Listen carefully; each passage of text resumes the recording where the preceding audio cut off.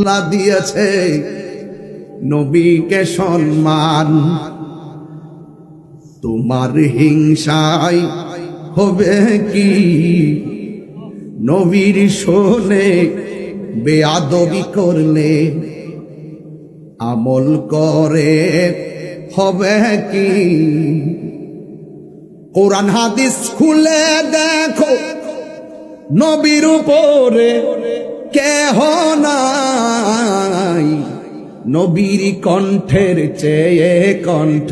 লা তারফাউ আসওয়াতাকুম ফাওকা সাউতি নবী সাল্লাল্লাহু আলাইহি ওয়াসাল্লাম, নবীর সামনে কথা বললে নবীর কণ্ঠের উপরে কণ্ঠ বাড়িয়ে কথা বলা যাবে না। তোমরা একজন আরেকজনকে যেমন করে ডাকো, আমার বন্ধু নবীকে এমন করে ডাকো না। ইহুদের নবীকে রাই না বলে উপহাস করতো, খবরদার লা তাকুলু রায় না, তোমরা নবীকে রাখাল বলো না। ওয়া কুলু যুরনা, তোমরা আমার নবীকে বলো ইয়া রাসূলুল্লাহ, আপনি আমাদের দিকে দয়ার নজর করুন। সুবহানাল্লাহ।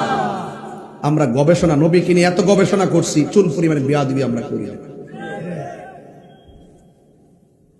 কোরআন হাদিস খুলে দেখো, নবীর উপরে কেহ নাই, নবীর কণ্ঠের চেয়ে কণ্ঠ। যদি কারো বেড়ে যায়, সব আমল বরবাদ হইবে তোমার, সব আমল বরবাদ হইবে তোমার। আমল করে হবে কি? জোরে জোরে কি আল্লাহু আকবার বলা যাবে না?